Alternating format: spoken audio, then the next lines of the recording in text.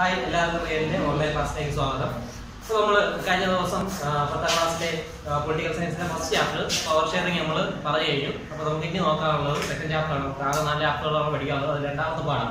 അപ്പോൾ നമ്മൾ power sharing പഠിച്ചുകൊണ്ടിരുന്നപ്പോൾ പറഞ്ഞായിരുന്നു എന്താണ് പവർ ഷെയറിംഗിന്റെ കണ്ടിന്യൂഷൻ ആണ്, അല്ലെങ്കിൽ എന്താണ് പവർ ഷെയറിംഗിന്റെ മറ്റൊരു ഏരിയ ആണെന്ന് പറയുന്നത് ഫെഡറലിസം എന്ന് പറയുന്ന നമ്മുടെ രണ്ടാമത്തെ ചാപ്റ്റർ. അപ്പോൾ രണ്ടാമത്തെ ചാപ്റ്റർ ഫെഡറലിസം എന്ന് പറയുന്ന ചാപ്റ്റർ നമ്മൾ പഠിക്കുമ്പോൾ ശ്രദ്ധിക്കേണ്ട ഒരുപാട് കാര്യങ്ങളുണ്ട്. അപ്പോൾ നമ്മൾ ഫസ്റ്റ് ചാപ്റ്റർ പഠിപ്പിച്ചപ്പോൾ അതിനിടയ്ക്ക് പറഞ്ഞൊരു വേർഡാണ് vertical division of power.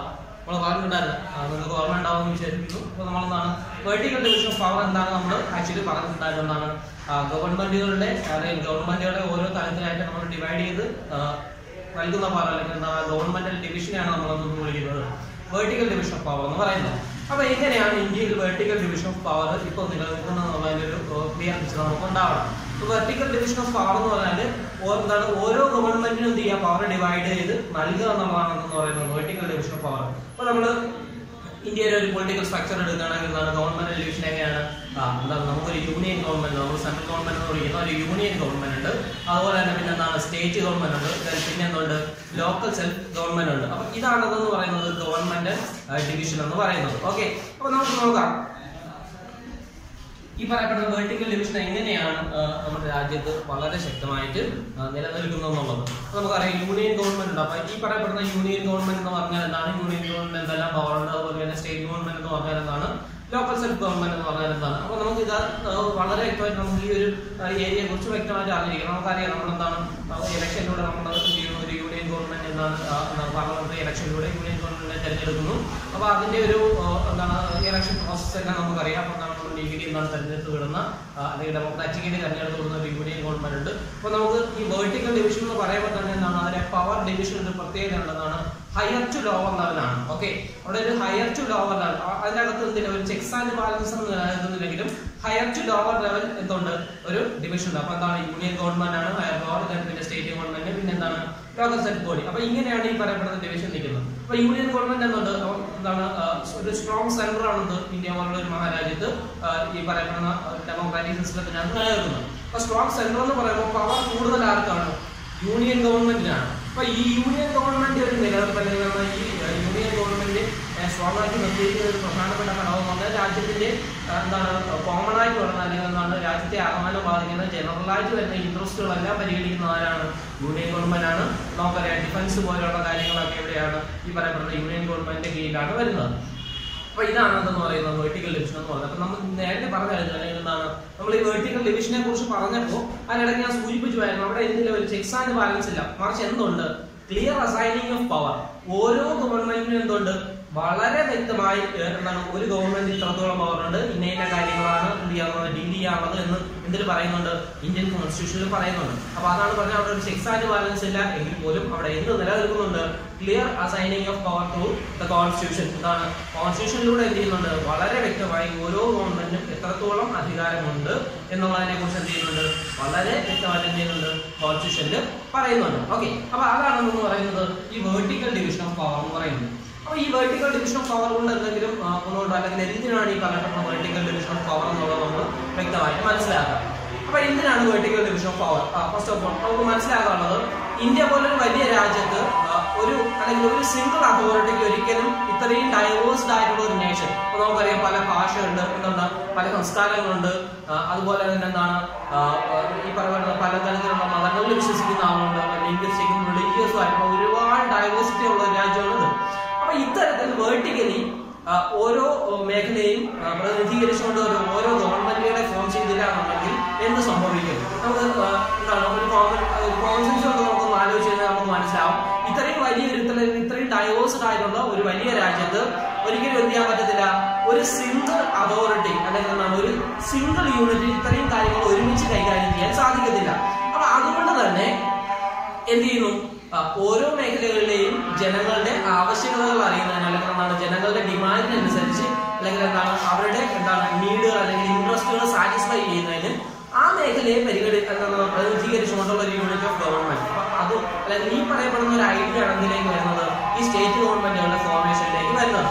Okay, അപ്പൊ ഇതാണെന്ന് പറയുന്നത് അല്ലെങ്കിൽ വെർട്ടിക്കൽ ഡിവിഷൻ സാധ്യമാക്കിയതിന്റെ അല്ലെങ്കിൽ വെർട്ടിക്കൽ ഡിവിഷൻ ഓഫ് പവർ കൊണ്ടുവന്നതിന്റെ ഏറ്റവും പ്രധാനപ്പെട്ട ആവശ്യകത എന്ന് പറഞ്ഞത്. അപ്പൊ ഇതിന്റെ ഭാഗം അല്ലെങ്കിൽ ഇതേ താല്പര്യപ്രകാരമാണ് സ്റ്റേറ്റ് ഗവൺമെന്റ് കീഴിൽ എന്ത് വരുന്നത് ലോക്കൽ സെൽഫ് ഗവൺമെന്റുകൾ അല്ലെങ്കിൽ ലോക്കൽ സെൽഫ് ബോഡികൾ എന്ത് ചെയ്തിരിക്കുന്നത് ഫോം ചെയ്തിരിക്കുന്നത്. അപ്പൊ ഇതിനെയാണ് അല്ലെങ്കിൽ ഇതുകൊണ്ടാണ് ഈ വെർട്ടിക്കൽ ഡിവിഷൻ ഓഫ് പവർ സാധ്യം. അപ്പൊ എന്താണ് വെർട്ടിക്കൽ ഡിവിഷൻ ഓഫ് പവറിന്റെ അല്ലെങ്കിൽ why vertical division of power is important എന്ന് ചോദിച്ചാൽ നമുക്ക് പറയാൻ പറ്റും എന്തുകൊണ്ടാണ് ഇന്ത്യ എന്ന് പറയുന്ന ഒരു വലിയ അല്ലെങ്കിൽ നമ്മളൊരു വലിയ ഡെമോക്രസിയാണ്, അല്ലെങ്കിൽ എന്താണ് ഇതിന്റെ ജോഗ്രഫി എന്ന് പറയുന്നത് വളരെ വാസ്റ്റ് ആണ്. അതുകൊണ്ട് തന്നെ എന്ത് ചെയ്യണം, പവർ ഡിവിഷൻ ഉണ്ടായെങ്കിൽ മാത്രമേ എന്താണ് ഈച്ച് സെക്ഷൻ ഓഫ് സൊസൈറ്റിയിലെ ഓരോ വിഭാഗം ജനങ്ങളുടെയും ഇൻട്രസ്റ്റ് നമുക്ക് എന്ത് ചെയ്യാൻ പറ്റൂ, ഒന്ന് ജനറലൈസ് ചെയ്യാൻ അല്ലെങ്കിൽ ഒരുമിച്ച് ക്രോഡീകരിക്കാൻ സാധിക്കത്തുള്ളൂ. അപ്പൊ അതിന്റെയൊക്കെയാണ് അല്ലെങ്കിൽ ആ ഒരു ആവശ്യകതയിലേക്കാണ് എന്ത് ചെയ്തിരിക്കുന്നത് ഈ പറയപ്പെടുന്ന വെർട്ടിക്കൽ ഡിവിഷൻ ഓഫ് പവർ നമ്മുടെ രാജ്യത്ത് കൊണ്ടുവന്നിരിക്കുന്നത്.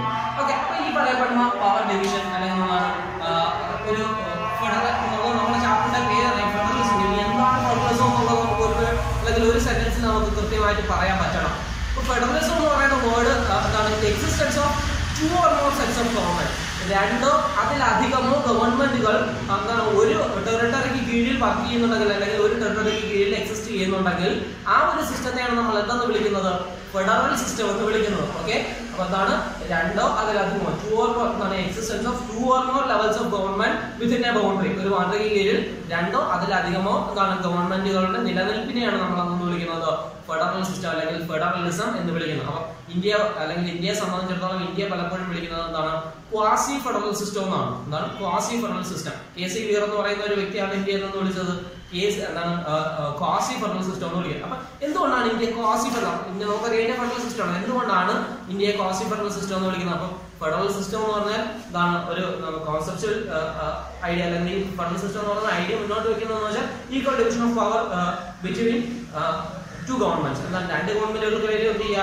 ഒരുപോലെ പവർ ഡിവൈഡ് ചെയ്യുക എന്നുള്ളതാണ് ആശയം. പക്ഷേ എന്താണ് ഇന്ത്യ പോലൊരു രാജ്യത്ത് എന്താണ് സംഭവം എന്ന് പറഞ്ഞാൽ ഫെഡറലിസം സിസ്റ്റം നമ്മൾ പരിഗണിക്കുകയാണെങ്കിൽ ഇമ്പോർട്ടന്റ് ആയിട്ടുള്ള മാറ്റേഴ്സ് എല്ലാം ആരാണ് കൈകാര്യം ചെയ്യുന്നത്, അല്ലെങ്കിൽ രാജ്യത്തിന്റെ സുരക്ഷ പോലുള്ള അല്ലെങ്കിൽ എന്താണ് രാജ്യത്തെ മുഴുവൻ ബാധിക്കുന്ന വിഷയങ്ങൾ വരുമ്പോൾ ആരാണത് നോർമലി കൈകാര്യം ചെയ്യാറുള്ളത്, സെൻട്രൽ ഗവൺമെന്റ് ആണ്. അപ്പൊ അവിടെ സെൻട്രൽ ഗവൺമെന്റിന് കുറച്ച് അതോറിറ്റി കൂടുതലുണ്ട്. അപ്പൊ അതുകൊണ്ടാണ് ഇന്ത്യ എന്ന് വിളിക്കുന്നത് ക്വാസി ഫെഡറൽ സിസ്റ്റം എന്ന് വിളിക്കുന്നത്. ഓക്കെ, KC വീർ എന്ന് പറയുന്ന ആളാണ് ഇന്ത്യ ക്വാസി ഫെഡറൽ സിസ്റ്റം എന്ന് വിളിച്ചത്. അത് മറന്നു പോകാതിരിക്കാൻ ഒരുപാട് ക്വസ്റ്റ്യൻ ആണ്. അപ്പൊ നമുക്ക് ഫെഡറൽ സിസ്റ്റത്തിന്റെ അല്ലെങ്കിൽ എന്തുകൊണ്ടാണ് ഇന്ത്യ ഫെഡറൽ സിസ്റ്റം വളരെ സക്സസ്ഫുൾ ആയി നിലനിൽക്കുന്നത് നമുക്കത് മനസ്സിലാക്കിയിരിക്കും. എന്താണ് റീസൺ ബിഹൈൻഡ് ദ സക്സസ്ഫുൾനെസ് ഓഫ് എന്താണ് federation, successful federation in India. അപ്പൊ ഇന്ത്യയിൽ ഒരു സക്സസ്ഫുൾ ഫെഡറേഷൻ എന്തുകൊണ്ട് നിലനിൽക്കുന്നു? ഫസ്റ്റ് ഓഫ് ഓൾ എന്ന് പറഞ്ഞാൽ നമ്മൾ പറഞ്ഞ വെർട്ടിക്കൽ ഡിവിഷൻ ഓഫ് പവർ ആണ് നമ്മൾ ഫെഡറൽ ഡിവിഷൻ എന്ന് പറയുന്നത്. ഓക്കെ, അപ്പൊ അല്ലെങ്കിൽ എന്താണ് രണ്ടോ അതിലധികമോ ഗവൺമെന്റുകളുടെ നിലനിൽപ്പിനെയാണ് നമ്മൾ എന്തെന്ന് വിളിക്കുന്നത് ഫെഡറലിസം എന്ന് വിളിക്കുന്നത്. അപ്പൊ ഇന്ത്യ പോലെ രാജ്യം നമ്മൾ പരിഗണിക്കുമ്പോൾ ഇന്ത്യ എന്തുകൊണ്ട് ഡിവിഷൻ ഓഫ് പവർ, അവിടെ എന്തുണ്ട് അധികാരത്തിന്റെ എന്താണ് ഡിവിഷൻ അല്ലെങ്കിൽ എന്താണ് പവറിന്റെ ഡിവിഷൻ എന്ത് ചെയ്യുന്നുണ്ട് രാജ്യത്ത് നിലനിൽക്കുന്നുണ്ട്. അപ്പൊ എങ്ങനെ അല്ലെങ്കിൽ ഏത് തരത്തിലാണ് ഈ പറയപ്പെടുന്ന പവർ ഡിവിഷൻ ഇന്ത്യക്കകത്ത് നിലനിൽക്കുന്നത് നമുക്ക് നോക്കാം. അപ്പൊ ഈ ഡിവിഷൻ ഓഫ് പവർ നമ്മൾ പരിഗണിക്കുന്നത് നമുക്ക് മനസ്സിലാക്കേണ്ട 3 കാര്യങ്ങളുണ്ട്. എന്താണ് യൂണിയൻ ലിസ്റ്റ്, എന്താണ് യൂണിയൻ ലിസ്റ്റ്, അതുപോലെ തന്നെ state list, then concurrent list. Concurrent list നോക്കാം. ഈ പറയപ്പെടുന്ന 3 ലിസ്റ്റുകൾ ഈ ഡിവിഷൻ ഓഫ് പവർ എക്സിസ്റ്റ് ചെയ്യുന്നത് ഈ 3 ലിസ്റ്റുകളുടെ അടിസ്ഥാനത്തിലാണ്. ഓക്കെ, ഈ ഡിവിഷൻ ഓഫ് പവർ എക്സിസ്റ്റ് ചെയ്യുന്നത് ഈ 3 ലിസ്റ്റിന്റെ അടിസ്ഥാനത്തിലാണ്. അപ്പൊ എന്താണ് ഈ 3 ലിസ്റ്റുകൾ എന്നുള്ളത് നമുക്ക് പരിഗണിക്കാം. എന്താണ് യൂണിയൻ ലിസ്റ്റ് എന്ന് പറയുന്നത്? യൂണിയൻ ലിസ്റ്റ് എന്ന് പറഞ്ഞാൽ നമുക്കറിയാം ഈ വെർട്ടിക്കൽ ഡിവിഷൻ ഓഫ് പവറിൽ പവർ അസൈൻ ചെയ്ത് നൽകുന്നത് എന്തിന്റെ അടിസ്ഥാനത്തിലാണ്? ഈ ലിസ്റ്റുകളുടെ അടിസ്ഥാനത്തിലാണ്. അപ്പൊ നാം പറഞ്ഞായിരുന്നു ഓരോ ഗവൺമെന്റിനും ഓരോ അധികാരങ്ങളുണ്ട്. ആ അധികാരങ്ങൾ അല്ലെങ്കിൽ ആ പവറുകൾ എന്ത് ചെയ്തിട്ടുണ്ട്, ക്ലിയർലി എന്ത് ചെയ്തിട്ടുണ്ട്, ഡിഫൈൻ ചെയ്തിട്ടുണ്ട്. അപ്പൊ ബൈ കോൺസ്റ്റിറ്റ്യൂഷനിലാണ് ഡിഫൈൻ ചെയ്തിരിക്കുന്നത്. കോൺസ്റ്റിറ്റ്യൂഷനിൽ എന്തിന്റെ അടിസ്ഥാനത്തിലാണ് അധികാരങ്ങൾ ഡിവൈഡ് ചെയ്തിരിക്കുന്നത്? That is on the base of these list. ഈ ലിസ്റ്റുകളുടെ അടിസ്ഥാനത്തിലാണ് എന്ത് ചെയ്തിരിക്കുന്നത്, പവർ ഡിവൈഡ് ചെയ്ത് ഇട്ടേക്കുന്നത്. അപ്പൊ എങ്ങനെയാണ് യൂണിയൻ ലിസ്റ്റ് എന്ന് പറഞ്ഞാൽ എന്തായിരിക്കും? അതായത് യൂണിയൻ ഗവൺമെന്റ്, നമുക്കറിയാം ഡിവിഷനിൽ പ്രധാനപ്പെട്ട ഗവൺമെന്റ് എന്ന് പറഞ്ഞാൽ യൂണിയൻ ഗവൺമെന്റ് ആണ്. അപ്പൊ ആ യൂണിയൻ ഗവൺമെന്റിന്റെ എന്താണ് ഈ പറയപ്പെടുന്ന യൂണിയൻ ഗവൺമെന്റ് പ്രധാനപ്പെട്ടതെന്ന് പറയുന്നില്ല, യൂണിയൻ ഗവൺമെന്റ് പവർ കുറച്ച് കൂടുതലാണ് ഡെമോക്രാറ്റിക് സിസ്റ്റത്തിൽ ഇന്ത്യ പോലുള്ള രാജ്യത്ത്. അപ്പൊ നമ്മൾ അങ്ങനെ പറയുമ്പോൾ നമ്മൾ പരിഗണിക്കേണ്ട ഒരു പ്രധാനപ്പെട്ട മാറ്റർ എന്ന് പറയുന്നത് യൂണിയൻ ലിസ്റ്റിന്റെ കേസ് എടുക്കുമ്പോൾ ഏറ്റവും ഇമ്പോർട്ടന്റ് ആയിരുന്ന യൂണിയൻ ലിസ്റ്റിൽ പറയപ്പെടുന്ന ഐറ്റങ്ങളല്ല. യൂണിയൻ ലിസ്റ്റ് ഒരു വലിയൊരു ലിസ്റ്റ് ഉണ്ട്. ഈ പറയപ്പെടുന്ന എന്താണ് സെക്യൂരിറ്റി മാറ്റേഴ്സ്, ഡിഫൻസ് പോലുള്ള കാര്യങ്ങൾ അല്ലെങ്കിൽ അത്രത്തോളം ഇമ്പോർട്ടന്റ് ആയിട്ടുള്ള മാറ്റേഴ്സ് ആണ് യൂണിയൻ ലിസ്റ്റ് അടങ്ങുന്നത്. അപ്പൊ ഈ യൂണിയൻ ലിസ്റ്റ് അടങ്ങുന്ന ഐറ്റങ്ങളിലെല്ലാം അല്ലെങ്കിൽ മാറ്റേഴ്സിലെല്ലാം എന്താണ് ലോ മേക്കിംഗ്, നിയമം നിർമ്മിക്കാനുള്ള അധികാരം ആർക്ക് മാത്രമാണ്? സെൻട്രൽ ഗവൺമെന്റിന് മാത്രമാണ്, അല്ലെങ്കിൽ എന്താണ് യൂണിയൻ ഗവൺമെന്റിന് മാത്രമാണ്. ഓക്കെ, ഇപ്പൊ യൂണിയൻ ലിസ്റ്റിൽ പറയപ്പെടുന്ന മാറ്റേഴ്സിലെല്ലാം നിയമം നിർമ്മിക്കുന്നത് ആരാണ്? യൂണിയൻ ഗവൺമെന്റ് ആണ്. അപ്പൊ അതേസമയം സ്റ്റേറ്റ് ലിസ്റ്റ് ആകുമ്പോൾ ഉണ്ടാവും, അല്ലെങ്കിൽ സ്റ്റേറ്റ് ലിസ്റ്റിൽ പറയപ്പെടുന്ന ഐറ്റങ്ങളിലെല്ലാം നിയമം നിർമ്മിക്കുന്ന ആരാണ്? സ്റ്റേറ്റ് ഗവൺമെന്റ് ആണ്. ഓക്കെ, അപ്പം ഈ പറയപ്പെടുന്ന പോലീസിംഗ് പോലുള്ള സിസ്റ്റങ്ങളെല്ലാം നമുക്കറിയാം. നമ്മൾ എന്താണ് കേരള പോലീസ് എന്നാണ് പറയുമ്പോൾ കേരളത്തിലെ പോലീസിനെ കേരള പോലീസ് എന്നാണ് പറയുന്നത്. അതിന്റെ അർത്ഥം എന്താണ്? സ്റ്റേറ്റ് ലിസ്റ്റ് പെടുന്ന ഐറ്റം ആണെന്ന് പറയുന്നത് പോലീസിംഗ് എന്ന് പറയുന്നത്. Okay, concurrent list. ഇനി എന്താണ് കൺകറന്റ് ലിസ്റ്റ് എന്നുള്ള കാര്യം കൂടി നമ്മൾ നോക്കാം. നമ്മൾ യൂണിയൻ ലിസ്റ്റ് പറഞ്ഞു, സ്റ്റേറ്റ് ലിസ്റ്റ് പറഞ്ഞു. യൂണിയൻ ലിസ്റ്റ് എന്ന് പറഞ്ഞാൽ ഒരുപാട് മാറ്റേഴ്സ് അടങ്ങിയിട്ടുണ്ട്, ഇമ്പോർട്ടന്റ് ആയിട്ടുള്ള മാറ്റേഴ്സ് ആണ് അടങ്ങിയിരിക്കുന്നത്. ആ പറയപ്പെടുന്ന മാറ്റേഴ്സിൽ എല്ലാം നിയമം നിർമ്മിക്കുന്ന ആരാണ്? യൂണിയൻ ഗവൺമെന്റ് ആണ്. അപ്പൊ അതേസമയം സ്റ്റേറ്റ് ലിസ്റ്റ് നമ്മൾ എടുത്തു. സ്റ്റേറ്റ് ലിസ്റ്റ് പറയപ്പെടുന്ന മാറ്റേഴ്സിൽ എല്ലാം നിയമം നിർമ്മിക്കുന്ന ആരാണ്? സ്റ്റേറ്റ് ഗവൺമെന്റ് ആണ്. നെക്സ്റ്റ് വൺ എന്ന് പറയുന്നത് കൺകറന്റ് ലിസ്റ്റ്. അപ്പൊ നമ്മൾ വിചാരിക്കും യൂണിയൻ ലിസ്റ്റ് ആകുമ്പോൾ എന്താണ്? യൂണിയൻ ഗവൺമെന്റ് ആണ്. സ്റ്റേറ്റ് ലിസ്റ്റ് ആകുമ്പോൾ ആരാണ്? സ്റ്റേറ്റ് ഗവൺമെന്റ് ആണ്. അപ്പൊ കൺകറന്റ് ലിസ്റ്റ് ആകുമ്പോൾ എന്തായിരിക്കും?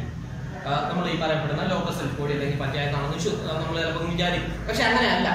കൺകറന്റ് ലിസ്റ്റിൽ പറയപ്പെടുന്ന മാറ്റേഴ്സിലെല്ലാം നിയമം നിർമ്മിക്കാനുള്ള അധികാരം ആർക്കാണ്? ഈ പറയപ്പെടുന്ന യൂണിയൻ ഗവൺമെന്റിനും സ്റ്റേറ്റ് ഗവൺമെന്റിനും ആണ്. ഓക്കെ, മനസ്സിലാകുന്നുണ്ടല്ലോ? കൺകറന്റ് ലിസ്റ്റിൽ ഉൾപ്പെടുന്ന ഐറ്റങ്ങളിൽ ആർക്കൊക്കെ? യൂണിയൻ ഗവൺമെന്റിനും എന്ത് ചെയ്യാം? നിയമം നിർമ്മിക്കാം. അതുപോലെ തന്നെ സ്റ്റേറ്റ് ഗവൺമെന്റിനും എന്ത് ചെയ്യാം? നിയമം നിർമ്മിക്കാം.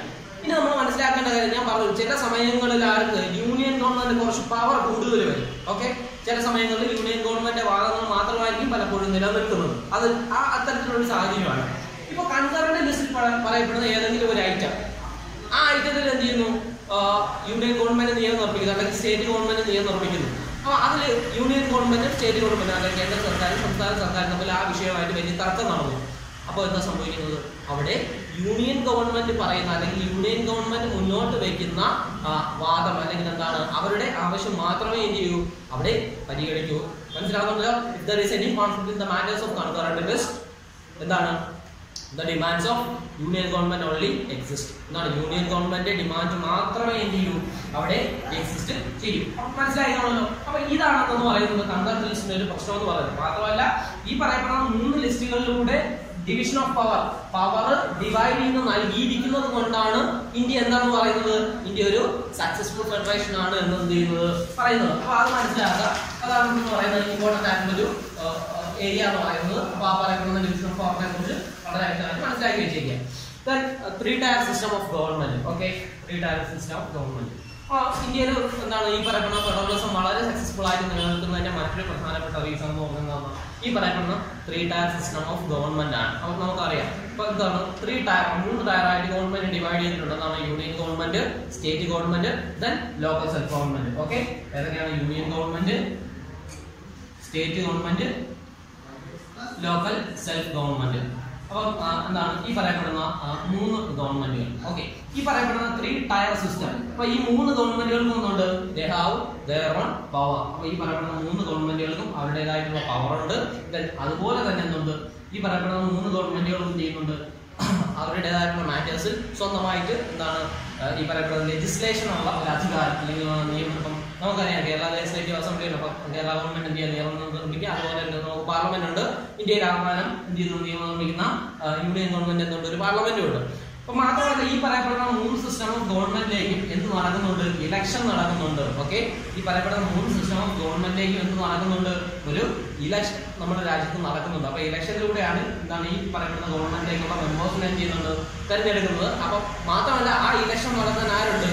ആ ഇലക്ഷൻ നടത്താൻ കൺസേൺ അതോറിറ്റി ആയിട്ടുള്ള ഇലക്ഷൻ കമ്മീഷൻ ഉണ്ട്. അപ്പൊ നമുക്ക് എന്താണ് അതൊന്ന് മനസ്സിലാകുന്നതാണ് പാർട്ടിസിപ്പേഷൻ ഓഫ് പീപ്പിൾ എന്ന് പറയുന്നത് വളരെ ഇമ്പോർട്ടന്റ് ആണ്. ഈ പറയപ്പെടുന്ന അല്ലെങ്കിൽ എന്താണ് ഈ 3 ടയർ ഓഫ് ഗവൺമെന്റിലും ക്ലിയർ പാർട്ടിസിപ്പേഷൻ ഓഫ് പീപ്പിൾ ഉണ്ട്. അതുപോലെ തന്നെ ക്ലിയർ ഡിവിഷൻ ഓഫ് പവറും ഉള്ളതുകൊണ്ട് തന്നെ ഈ 3-tier സിസ്റ്റം ഉള്ളത് കൊണ്ടാണ് നമ്മുടെ ഫെഡറൽ സിസ്റ്റം ചെയ്യുന്നത് വളരെ സ്ട്രോങ് ആയിട്ട്. അല്ലെങ്കിൽ ഈ 3-tier സിസ്റ്റം ഉള്ളതിന്റെ മറ്റൊരു പ്രധാനപ്പെട്ട ഗുണം എന്ന് പറയുന്നത് ഓരോ നമ്മൾ നേരത്തെ പറഞ്ഞ പോലെ ഓരോ എന്താണ് വിഭാഗം ജനങ്ങളും അല്ലെങ്കിൽ എന്താണ് ഈച്ച് സെക്ഷൻ ഓഫ് സൊസൈറ്റി ഓരോ സെക്ഷൻ ഓഫ് സൊസൈറ്റിയുടെയും ഇൻട്രസ്റ്റ് അല്ലെങ്കിൽ ഓരോ വിഭാഗം ജനങ്ങളുടെയും ഇൻട്രസ്റ്റ്. ഇപ്പം നമുക്കറിയാം ഈ പറയപ്പെടുന്ന ഒരു ലോക്കൽ സെൽഫ് ബോഡിയുടെ ഇമ്പോർട്ടൻസ് എന്താണെന്ന് വെച്ചാൽ ലോക്കലി ഉള്ള കാര്യങ്ങൾ. ഇപ്പോൾ ആ ഏരിയയിൽ നിലനിൽക്കുന്ന എന്താണ് ഒരു പൊളിറ്റിക്കൽ സിറ്റുവേഷൻ എന്താണ്, അവിടുത്തെ ആളുകളുടെ ഇൻട്രസ്റ്റ് എന്താണ്, അല്ലെങ്കിൽ അവിടുത്തെ ജനങ്ങളുടെ അല്ലെങ്കിൽ മൈന്യൂട്ട് ആയിട്ടുള്ള ജനങ്ങളുടെ അല്ലെങ്കിൽ മൈന്യൂട്ട് ആയിട്ടുള്ള വിഭാഗങ്ങളുടെ ഇൻട്രസ്റ്റ് എന്താണ്. ഇപ്പൊ ചെറിയ ചെറിയ പ്രശ്നങ്ങളെല്ലാം പരിഹരിക്കാൻ, അതുപോലെ തന്നെ അവിടുത്തെ ജനങ്ങളുടെ മൈന്യൂട്ട് ആയിട്ടുള്ള ഇൻട്രസ്റ്റുകൾ ഗവൺമെന്റ് മുന്നിലേക്ക് കൊണ്ടുവരുന്നതിൽ ഏറ്റവും പ്രധാനപ്പെട്ട നമ്മൾ ആഗ്രഹിക്കുന്നുണ്ട് ഈ ലോക്കൽ സെൽഫ് ഗവൺമെന്റ് നിർമ്മിക്കുന്നു അല്ലെങ്കിൽ എന്താണ് സഹായിക്കുന്നുണ്ട്. അപ്പൊ 73rd കോൺസ്റ്റിറ്റ്യൂഷനിലൂടെയാണ് നമ്മൾ എന്ത് കൊണ്ടുവന്നിരിക്കുന്നത് ഈ ലോക്കൽ സെൽഫ് ഗവൺമെന്റ് എന്ന് പറയുന്ന ഒരു സിസ്റ്റം. മാത്രമായിരിക്കാം എന്താണ് പഞ്ചായത്തി രാജ് സിസ്റ്റം എന്നാണ് നമ്മൾ വിളിക്കുന്നത്. പഞ്ചായത്തി രാജ് സിസ്റ്റം എന്നാണ് നമ്മൾ വിളിക്കുന്നത്. Panchayati Raj system 73rd constitution അമെന്റ്മെന്റിലൂടെയാണ് നമ്മൾ പഞ്ചായത്തി രാജ് സിസ്റ്റം കൊണ്ടുവരുന്നത്. അപ്പൊ ഈ 3 ടയർ സിസ്റ്റം ഓഫ് ഗവൺമെന്റ് നമുക്ക് എന്ത് ചെയ്യാം, ഇതിപ്പം ഗ്രാമപ്രദേശങ്ങളിലാവും പഞ്ചായത്ത് രാജാവും ആണെങ്കിൽ നമ്മൾ അർബൻ ഏരിയയിലേക്ക് പോകുമ്പോൾ അതെന്താവും, അത് നേരെ ഉണ്ടാവും ഈ പറയപ്പെടുന്ന നഗരപാലിക എന്നുള്ളത് 74th കോൺസ്റ്റിറ്റ്യൂഷൻ അമെന്റ്മെന്റിലാണ് ഈ പറയപ്പെടുന്ന നഗരപാലിക എന്ന് പറയുന്നത്. അപ്പോൾ മുനിസിപ്പാലിറ്റി, കോർപ്പറേഷൻ, ഗവൺമെന്റ് ഡിവിഷനുകൾ നമ്മൾ ഈ പറയപ്പെടുന്ന അർബൻ ഏരിയയിലേക്ക് പോകുമ്പോൾ നമുക്ക് മനസ്സിലാവും. അപ്പൊ നോക്കുക, ഇതാണെന്ന് പറയുന്നത് ഈ 3 ടയർ സിസ്റ്റം ഓഫ് ഗവൺമെന്റ് എന്ന് പറയുന്നത്. അപ്പൊ എന്താണ് 3 ടയർ സിസ്റ്റം എന്ന് പറഞ്ഞാൽ യൂണിയൻ ഗവൺമെന്റ്, അവിടെ എന്തുണ്ട് യൂണിയൻ ഗവൺമെന്റ് ഉണ്ട്, സ്റ്റേറ്റ് ഗവൺമെന്റ് ഉണ്ട്, അതുപോലെ തന്നെ ലോക്കൽ സെൽഫ് ഗവൺമെന്റ് ഉണ്ട്. ഈ 3 ഗവൺമെന്റുകൾക്ക് വരുന്നുണ്ട് അവരുടേതായിട്ടുള്ള പവർ ഉണ്ട്, അത് പവർ ഡിവൈഡ് ചെയ്ത് കൊടുക്കുന്നു. ഇപ്പൊ ലോക്കൽ സെൽഫ് ഗവൺമെന്റ് ഇമ്പോർട്ടൻസ് എന്ന് പറഞ്ഞാൽ എന്താണ്, ഈ ലോക്കൽ സെൽഫ് ഗവൺമെന്റ് എന്ന് പറഞ്ഞാൽ നമ്മുടെ ഫെഡറൽ സിസ്റ്റത്തെ തന്നെ വളരെ ശക്തമായി സ്വാധീനിക്കുന്ന ഘടകമാണ്. സ്റ്റേറ്റ് ഗവൺമെന്റ് സ്ട്രോങ് ആക്കുന്നതിനും എന്താണ് ലോക്കൽ സെൽഫ് ഗവൺമെന്റ് വലിയൊരു റോളുണ്ട്. കാരണം ഓരോ മേഖലയിലെയും ജനങ്ങളുടെ ഇൻട്രസ്റ്റ്, മൈന്യൂട്ട് ആയിട്ടുള്ള ഇൻട്രസ്റ്റുകൾ മനസ്സിലാക്കുന്നതിന് ലോക്കൽ സെൽഫ് ഗവൺമെന്റ് വലിയൊരു റോളുണ്ട്. അതുപോലെ തന്നെ ഈ local self government 73rd constitution അമെന്റ്മെന്റിലൂടെയാണ് ഗ്രാമപ്രദേശങ്ങൾ അല്ലെങ്കിൽ എന്താണ് റൂറൽ ഏരിയകളിൽ എത്തുന്നത് ഈ പഞ്ചായത്ത് സിസ്റ്റം വരുന്നത്, ലോക്കൽ സെൽഫ് ഗവൺമെന്റ് വരുന്നത്. അത് എന്താണ് അർബൻ ഏരിയയിലേക്ക് പോകുന്നത് 74th കോൺസ്റ്റിറ്റ്യൂഷൻ അമെന്റ്മെന്റ് ആണ്. അതാണ് വിളിക്കുന്നത് നമ്മൾ നഗരപാലിക എന്ന് വിളിക്കുന്നത്. ഇത്രയും കാര്യങ്ങൾ നമ്മൾ ബേസിക്കലി മനസ്സിലാക്കുക. അപ്പൊ രണ്ടാമത്തെ പോയിന്റ് എന്ന് പറഞ്ഞാൽ എന്താണ് 3 tyre system of government. 3 tyre system of government. അപ്പൊ എന്താണ് 3 ടയർ സിസ്റ്റം ഓഫ് ഗവൺമെന്റ് എന്ന് വളരെ വ്യക്തമായി എല്ലാവർക്കും മനസ്സിലായി വിശ്വസിക്കുന്നു. നെക്സ്റ്റ് വൺ എന്ന് പറയുന്നത് റിജിഡ് കോൺസ്റ്റിറ്റ്യൂഷൻ. എന്താണ് റിജിഡിറ്റി ഓഫ് ഇന്ത്യൻ കോൺസ്റ്റിറ്റ്യൂഷൻ എന്ന് പറയുന്നത് നമ്മൾ ആദ്യമേ മനസ്സിലാക്കാം. അപ്പൊ നമ്മൾ റിജിഡിറ്റി എന്ന് വെച്ചാൽ നമുക്കറിയാം വളരെ ബുദ്ധിമുട്ടുള്ള ഒരു കാര്യം, അല്ലെങ്കിൽ കാഠിന്യമുള്ളതിനാണ് നമ്മൾ റിജിഡ് എന്ന് വിളിക്കുന്നത്. നമുക്കറിയാം നമ്മുടെ കോൺസ്റ്റിറ്റ്യൂഷൻ എന്ന് പറഞ്ഞാൽ at the same time that is both rigid and flexible. അപ്പം എന്താണ് നമുക്ക് കാലാനുസൃതമായിട്ടുള്ള മാറ്റങ്ങൾ വരുത്താൻ നമുക്ക് പറ്റും കോൺസ്റ്റിറ്റ്യൂഷൻ. പക്ഷെ നമുക്ക് എന്ത് ചെയ്യാൻ പറ്റത്തില്ല, we cannot amend the basic structure of Indian constitution. Indian കോൺസ്റ്റിറ്റ്യൂഷന്റെ ബേസിക് സ്ട്രക്ചർ അമെൻഡ് ചെയ്യുക എന്ന് പറയുന്നത് ഒരിക്കലും ഒന്നല്ല, പോസിബിൾ ആയിട്ടുള്ള കാര്യമില്ല. ഫെഡറലിസം അപ്പൊ നമുക്കറിയാം ഇന്ത്യൻ കോൺസ്റ്റിറ്റ്യൂഷനിലാണ് ഈ പറയപ്പെടുന്ന ഫെഡറൽ സിസ്റ്റത്തിനെ കുറിച്ച് പറയുന്നത്. അങ്ങനെയാണെങ്കിൽ പെട്ടെന്ന് ഒരു ദിവസം നമുക്ക് ഈ ഫെഡറലിസം വേണ്ട അല്ലെങ്കിൽ ഒരു ഗവൺമെന്റ് ഭൂരിപക്ഷം കിട്ടിക്കഴിഞ്ഞാൽ ഈ ഫെഡറൽ സിസ്റ്റം ഇല്ലാതാക്കാൻ പറ്റില്ലേ? കാരണം ഒരു അമെന്റ്മെന്റിലൂടെയാണ് നമുക്ക് ഇന്ത്യൻ കോൺസ്റ്റിറ്റ്യൂഷനിൽ ചേഞ്ച് വരുത്താൻ പറ്റുന്നത് നമുക്ക് അറിയാം. അമെന്റ്മെന്റിലൂടെ ചേഞ്ച് വരുത്തി നമുക്ക് ഫെഡറൽ സിസ്റ്റം എടുത്ത് കളയാൻ പറ്റൂലേ എന്ന് നമുക്ക് തോന്നും. അങ്ങനെയാണെങ്കിൽ ഇന്ത്യ എന്ന് പറയുന്ന ഒരു സ്ട്രോങ് ഫെഡറേഷൻ ആണെന്ന് നമുക്ക് പറയാൻ പറ്റിയ ഒരു സംശയമാണ്. അപ്പൊ നമ്മൾ മനസ്സിലാക്കാം, നമ്മുടെ കോൺസ്റ്റിറ്റ്യൂഷൻ അമെന്റ് ചെയ്യാനുള്ള പവർ പാർലമെന്റിനുണ്ട്. പക്ഷേ അതിന് എന്തിനുള്ള അധികാരമില്ല. It cannot amend the basic structure or it cannot easily amend the basic structure of Indian constitution. Indian കോൺസ്റ്റിറ്റ്യൂഷന്റെ ബേസിക് സ്ട്രക്ചർ ഒറ്റയടിക്കൊരിക്കലും അമെന്റ് ചെയ്യാൻ പറ്റത്തില്ല. അപ്പോൾ നമ്മൾ മനസ്സിലാക്കുക, ഫെഡറൽ അല്ലെങ്കിൽ ഫെഡറേഷൻ എന്ന് പറയുന്നത് അല്ലെങ്കിൽ ഫെഡറലിസം എന്ന് പറയുന്നത് അല്ലെങ്കിൽ ഇന്ത്യ എന്ന് പറയുന്ന ഫെഡറേഷൻ അല്ലെങ്കിൽ ഫെഡറേഷൻ എന്ന് പറയുന്നത് നമ്മുടെ ബേസിക് സ്ട്രക്ചറുകളിലൊന്നാണ്.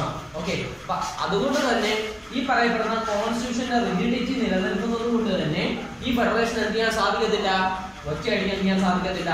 ഈ ഫെഡറേഷൻ അല്ലെങ്കിൽ എന്താണ് ഇന്ത്യൻ ഫെഡറൽ സിസ്റ്റത്തെ നമുക്ക് എടുത്ത് കളയാൻ സാധിക്കത്തില്ല. അപ്പൊ നമുക്ക് കോൺസ്റ്റിറ്റ്യൂഷൻ അമെന്റ്മെന്റ് കൊണ്ടുവരാം എന്ന് വെച്ചാൽ നമുക്ക് എന്ത് ചെയ്യാൻ പറ്റത്തില്ല, ഈ ഫെഡറൽ സിസ്റ്റത്തെ കംപ്ലീറ്റ് ആയിട്ട് അമെന്റ് ചെയ്ത് കളയാം അല്ലെങ്കിൽ ഫെഡറൽ സിസ്റ്റത്തെ ഇല്ലാതാക്കി കളയാൻ പറ്റത്തില്ല. കാരണം എന്താണ്, ഫെഡറൽ സിസ്റ്റം എന്ന് പറയുന്നത് ഇന്ത്യൻ കോൺസ്റ്റിറ്റ്യൂഷന്റെ basic സ്ട്രക്ചറുകളിലൊന്നാണ്.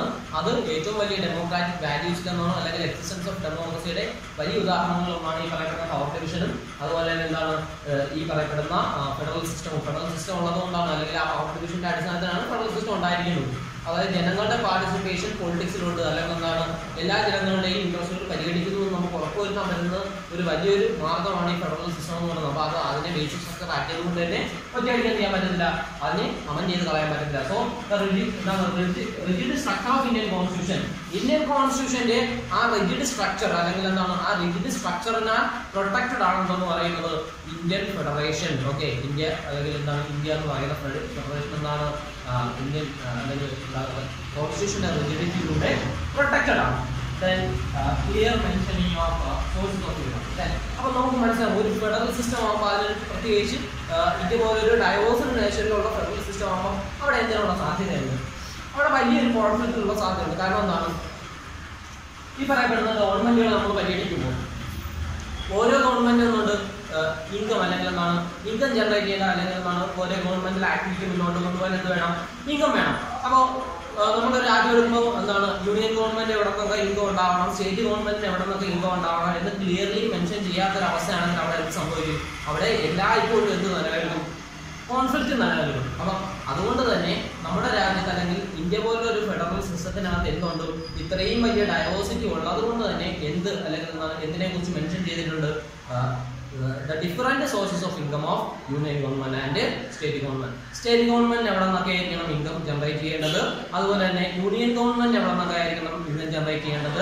Union government state government എപ്പോഴൊക്കെ ഫണ്ട് കൊടുക്കണം, അതുപോലെ തന്നെ സ്റ്റേറ്റ് ഗവൺമെന്റ് സെൻട്രൽ എന്താണ് ഈ പറയപ്പെടുന്ന ലോക്കൽ സെൽഫ് ബോഡിക്ക് എപ്പോഴൊക്കെ ഫണ്ട് കൊടുക്കണം, ഏതൊക്കെയാണ് എന്താണ് സോഴ്സസ് ഓഫ് ഇൻകം, എങ്ങനെയൊക്കെ ടാക്സ് കളക്ട് ചെയ്യണം എന്നുള്ളതിനെ കുറിച്ച് എല്ലാം വളരെ വ്യക്തമായിട്ട് ഉള്ള ഡിവിഷൻ എവിടെയുണ്ട്, ഇന്ത്യൻ കോൺസ്റ്റിറ്റ്യൂഷന്റെ അകത്ത് തന്നെ എന്ത് ചെയ്യുന്നുണ്ട്, പറയുന്നുണ്ട്.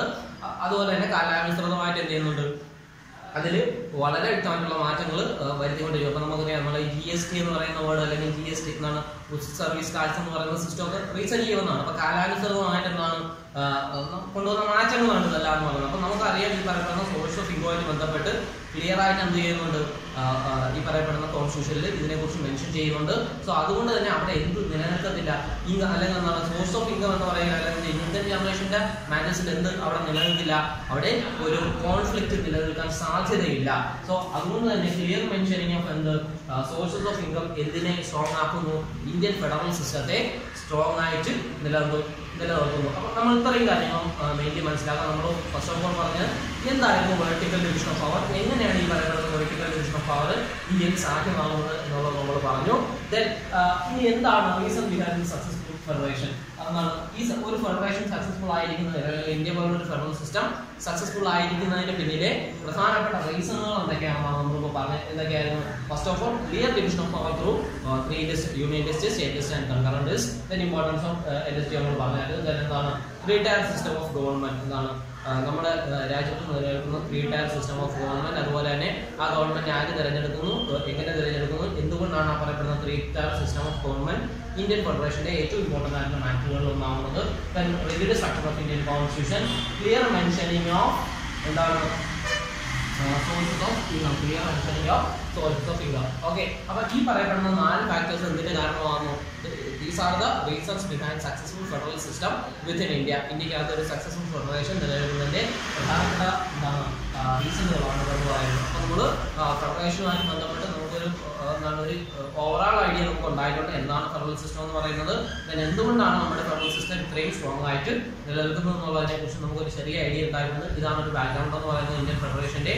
അപ്പോൾ നമുക്ക് ഇനി ഇന്ത്യൻ ഫെഡറൽ സിസ്റ്റത്തിന്റെ പ്രധാനപ്പെട്ട ഫീച്ചറുകൾ, ഇന്ത്യൻ ഫെഡറൽ സിസ്റ്റം നേരിടുന്ന പ്രധാനപ്പെട്ട ചാലഞ്ചസ്, അതുപോലെ തന്നെ വർക്കിംഗ് ഓഫ് ഇന്ത്യൻ ഫെഡറൽ സിസ്റ്റമാണ് നമ്മൾ ഇനി പഠിക്കാൻ പോകുന്നത്. അപ്പോൾ അതിന് മുമ്പ് ബേസിക്കലി ഇത്രയും കാര്യങ്ങൾ നമ്മൾ പവർ ഷെയറിങ്ങിന്റെ ബാക്കിയായിട്ട് പഠിക്കുന്ന കാര്യമാണ് ഫെഡറൽ സിസ്റ്റം എന്ന് പറയുന്നത്. അപ്പോൾ എന്താണ് ഫെഡറൽ സിസ്റ്റം നമുക്ക് ബേസിക്കലി മനസ്സിലാക്കുക. എന്താണ് existence of 2 or more levels of government. നോക്കുക, 2 അതിലധികമോ ഗവൺമെന്റുകൾക്കിടയിൽ അധികാരം ഡിവൈഡ് ചെയ്യുന്നതായിട്ടുണ്ട്. അപ്പോൾ നമ്മുടെ ഡെമോക്രസിയെ സ്ട്രെങ്തൻ ചെയ്യുന്ന ഒന്നാണ് ഫെഡറൽ. എന്താണ് ഈ ഫെഡറൽ സിസ്റ്റത്തിലൂടെ എന്ത് സാധ്യമാകുന്നു, അവരുടെ ഡിവിഷൻ ഓഫ് പവർ സാധ്യമാകുന്നു.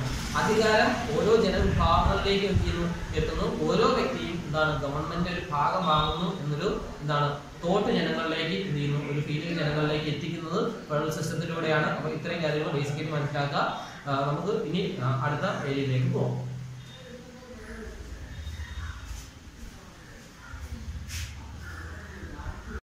ഓക്കെ, അപ്പൊ നമുക്ക് ഇനി പറയപ്പെടുന്ന ഡിവിഷൻ ഓഫ് പവർ അല്ലെങ്കിൽ എന്താണ് ഫെഡറൽ ഡിവിഷൻ ഓഫ് പവറിൽ നമുക്ക് 2 തരത്തിലുള്ള എന്താണ് പവർ ഡിവിഷൻ ഉണ്ട്. അല്ലെങ്കിൽ ഫെഡറൽ സിസ്റ്റത്തെ തന്നെ നമുക്ക് 2 ആയിട്ട് ഡിവൈഡ് ചെയ്യാൻ പറ്റും.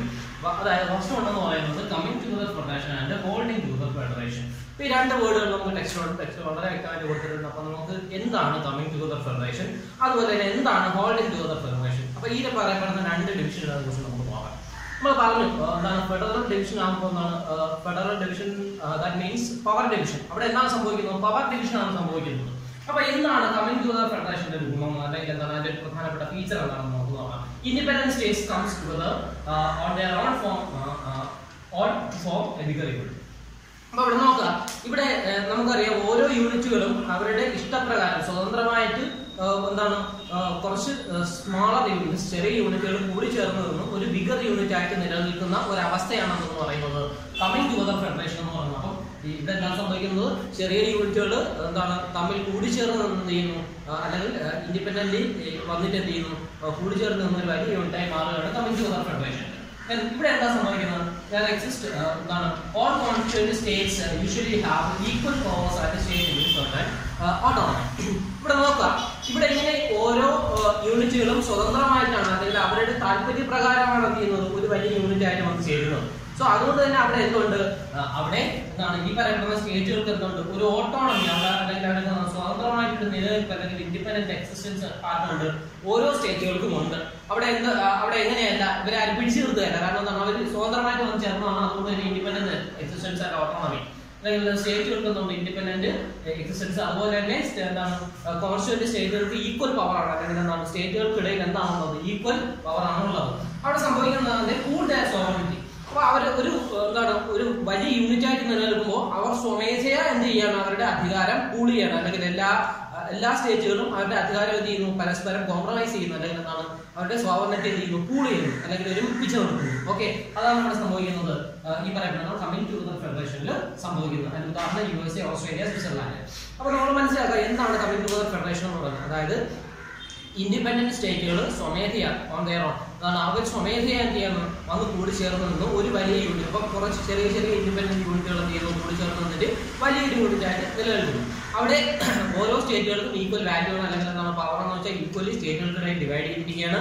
പക്ഷേ അവരെന്ത് ചെയ്യുന്നത് പൂൾ ദെയർ സോവറിറ്റി. ഇതിന്റെ ഈ പൂൾ ദെയർ സോവറിറ്റി എന്ന് പറഞ്ഞാൽ എന്താണ്, അവരുടെ പരമാധികാരം എല്ലാ സ്റ്റേറ്റുകളും അവരുടെ അധികാരം എന്ത് ചെയ്യുന്നു ഒരു മേഖലയിലേക്ക് കോൺസെൻട്രേറ്റ് ചെയ്യുന്നു. അവർ സ്വമേധയാ എന്ത് ചെയ്യാണ് അധികാരം ഒരു മേഖലയിൽ കോൺസെൻട്രേറ്റ് ചെയ്യും. അതായത് അവര് എന്താണ് ഈ പറയപ്പെട്ട ഹോൾ യൂണിറ്റിന്റെ ഇൻട്രസ്റ്റിന്, അല്ലെങ്കിൽ എന്താണ് അവരൊരു യൂണിറ്റ് ആയിട്ട് നിൽക്കുമ്പോൾ ആ യൂണിറ്റിന്റെ ഇൻട്രസ്റ്റിനാണ്, മറിച്ച് എന്തല്ല ഒരു ഇൻഡിവിജ്വൽ സ്റ്റേറ്റിന്റെ ഇൻട്രസ്റ്റിനേക്കാൾ ഒരു യൂണിറ്റിന്റെ ഇൻട്രസ്റ്റിന് എന്ത് ചെയ്യുന്നു പ്രാധാന്യം കൊടുക്കുന്നു. ഓക്കെ, അപ്പൊ ഇതാണ് എന്തെന്ന് പറയുന്നത് കമ്മിങ് ടുഗദർ ഫെഡറേഷൻ. ഉദാഹരണം USA, ഓസ്ട്രേലിയ, സ്വിറ്റ്സർലാൻഡ്. ഇതെല്ലാം എന്താണ് കമ്മിങ് ടുഗദർ ഫെഡറേഷൻ ഉദാഹരണമാണ്. ഇനി അതേസമയം എന്താണ് ഹോൾഡിംഗ് ടുഗദർ ഫെഡറേഷൻ എന്ന് നോക്കാം.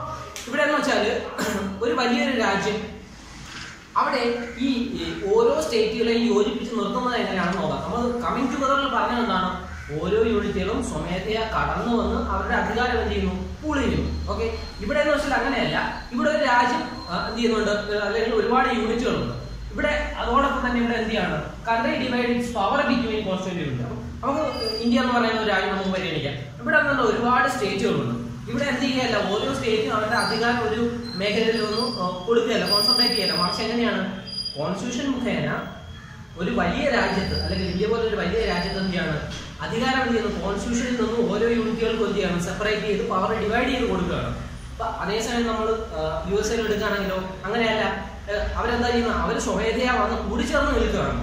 അവരുടെ ഇഷ്ടപ്രകാരം എന്ത് ചെയ്യാൻ വന്ന് കൂടിച്ചേർന്ന് പൂൾ ചെയ്ത് അവരുടെ സോവറിറ്റി പൂൾ ചെയ്ത് യൂണിറ്റ് ആയിട്ട് നിൽക്കുന്നു. ഇന്ത്യ പോലെ രാജ്യത്ത് ഒരു വലിയ യൂണിറ്റിൽ നിന്നും, അല്ലെങ്കിൽ ഒരു വലിയ രാജ്യത്ത് എന്ത് ചെയ്യണം അധികാരം കുറെ യൂണിറ്റുകൾക്കിടയിലേക്ക് ഡിവൈഡ് ചെയ്ത് അവരെന്ത് ചെയ്യണം ഹോൾഡ് ചെയ്ത് അധികാരം നൽകി ഹോൾഡ് ചെയ്ത് നിർത്തുകയാണ് ഇവിടെ. അപ്പൊ ഇങ്ങനെ ഒരു എന്താണ് പവർ ഡിവിഷൻ വരുമ്പോൾ അവിടെ എന്തുണ്ടാവും, അവിടെ ഒരു പവർഫുൾ യൂണിറ്റ് ആണ്. ആ പവർഫുൾ യൂണിറ്റ് ആയിരിക്കും ഇതെല്ലാം കൺട്രോൾ ചെയ്യുന്നത്. That is what we called central government. അപ്പോൾ ഈ പറയപ്പെട്ട ഹോൾഡിംഗ് ടു ഫെഡറേഷൻ എടുക്കുമ്പോൾ എന്താണ് അവിടെ സെൻട്രൽ ഗവൺമെന്റ് ആയിരിക്കും എന്തെന്ന് പറയുന്നത് ഒരു പവർഫുൾ ആയിരിക്കുന്നത്.